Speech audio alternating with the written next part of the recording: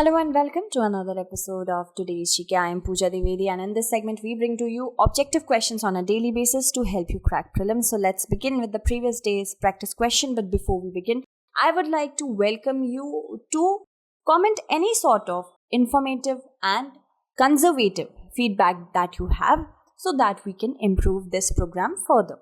So, the bubble curtain technology is being used in which of the following rivers?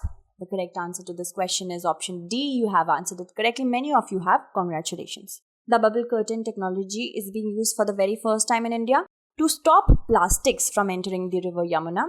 It's a non-invasive solution. That means it doesn't harm the environment. To stop plastic from entering the oceans, and ships and fish can pass through the air bubbles, but plastics will be stopped. And the bubble screen is created by a specially designed air tube which is placed diagonally like this. On the bed of the canal or river, it brings waste to the surface, channels the plastic onto the sides of the bank from where it can be extracted and removed. Moving on, consider the following statements on e-way bill. It is a document generated under the GST system when goods value of more than Rs 50,000 are shipped. It is raised after the goods are shipped interstate or intrastate.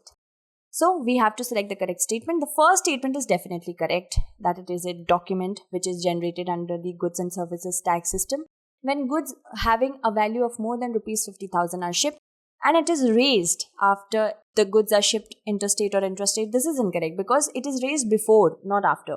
So, the correct answer would be option A. The e-way bill is a document to be generated online under the GST regime when goods of the value of more than Rs 50,000 with an exception of gold. Here the exception is gold.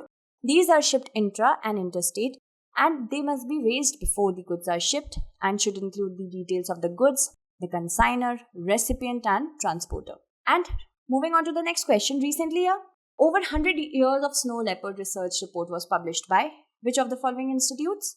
The correct answer here is Worldwide Fund for Nature is the correct answer. According to a WWF report titled Over 100 Years of Snow Leopard Research, a spatially explicit review of the state of knowledge in the snow leopard range examines the current state of knowledge across the range. What is the knowledge? What is the information related to this big cat? The report is based on an analysis of peer-reviewed published papers on the species and its habitat. It shows some glaring gaps. There are some glaring gaps which are existing in the knowledge base of this elusive and threatened big cat, and highlights what are the lack of basic data that is hampering its conservation. Moving on, Samvedna, recently seen in the news, is related to. It is related to telecounseling services for psychological support to children during the pandemic.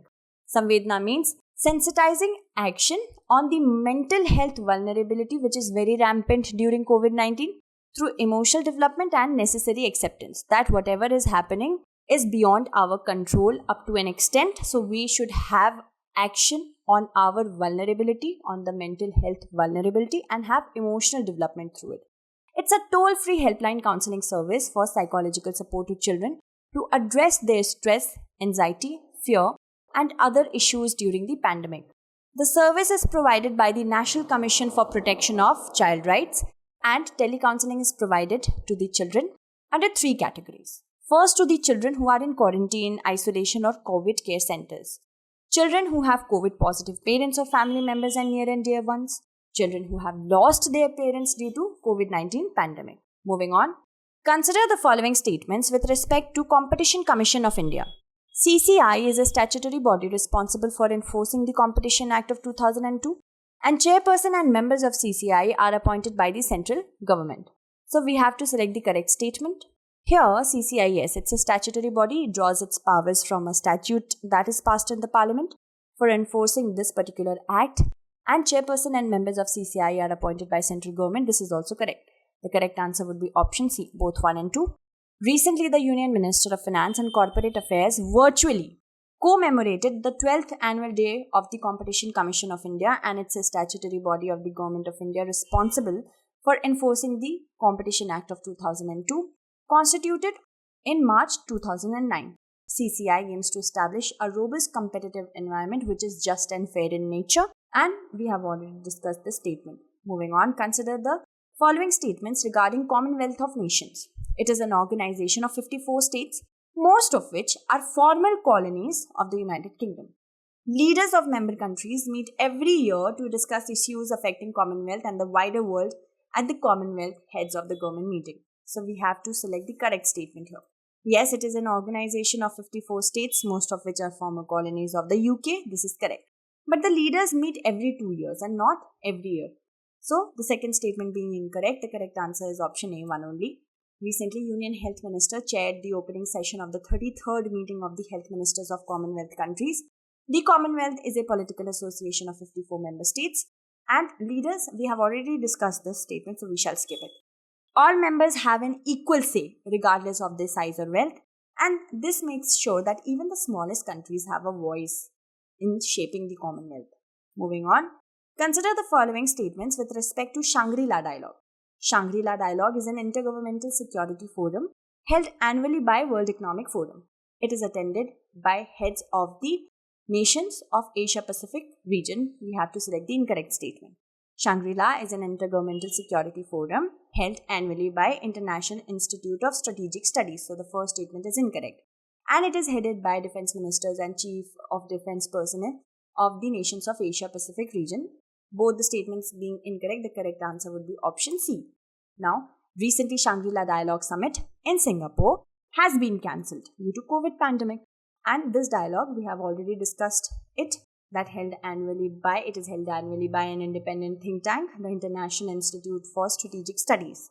It is attended by defense ministers, permanent head of ministries, and military chiefs of Asia Pacific states. The Shangri-La Dialogue has evolved into a key strategic gathering of the Asia Pacific region. Moving on, consider the following countries: Israel, Egypt, Jordan, UAE.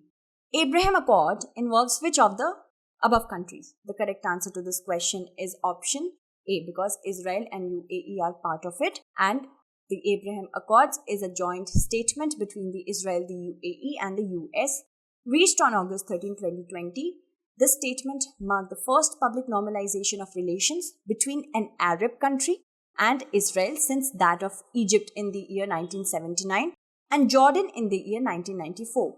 The Accords are named to emphasize the shared beliefs in the Prophet Abraham in Judaism and Islam as well. While Israel and the UAE had long maintained de facto recognition in areas of business, including the diamond trade, the high-tech industry, including artificial intelligence and defense, and the Accord opens the door to a much wider range of economic cooperation, including formal investments. Alright, moving on. Gholwad sapota, that is chiku, a geographical indication certified fruit, hails from which of the following states? It hails from Maharashtra. So recently a consignment of Dahanu Gholwad sapota from Palghar district of Maharashtra was shipped to the United Kingdom. GI certification of Gholwad sapota is held by Maharashtra Rajya Chiku Utpadak Sangh, and the fruit is known for its sweet and unique taste. It is believed that the unique taste is derived from calcium-rich soil of the Gholwad village. Recently, the Palghar district, around 5,000 hectares of land is under the sapota or plantation. Out of 5,000 farmers who grow sapota, 147 farmers are authorized GI users. Consider the following statements regarding white fungus. Like black fungus, we also have now white fungus. They affect only the lungs and diabetic patients are more prone to it. We have to select the incorrect statement. No, they don't affect only the lungs, but lungs, brain, mouth, skin, nails, and even private parts. Diabetic patients, yes, because they are on immunosuppressants. So, because of the raising of sugar and maybe the use of steroids, diabetic patients are much more affected by this. So, the correct answer would be option A, one only, because this is not correct, but this is correct. So, recently the new case of white fungus, it has been found in Patna, Bihar. Patients of white fungus, they show COVID-like symptoms only, but they test negative. The infection can be diagnosed through CT scan or X-ray. And white fungus can affect not just the lungs, but also other parts of the body, including nails, skin, stomach, kidney, brain, private parts, and mouth.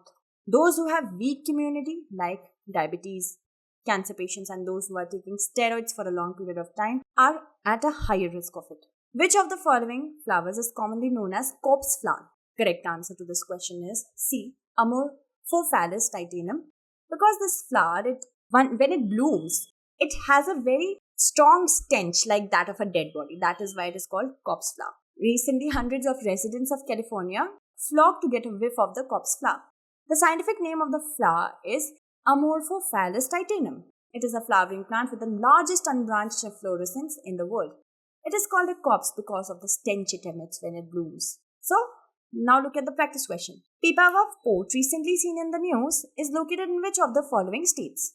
Andhra Pradesh, Tamil Nadu, Karnataka or Gujarat? So I hope you'll be able to answer it correctly in the comment segment. That's it for today. Tomorrow we shall meet again with another segment. Until then, stay safe, stay informed, and thank you so much for watching.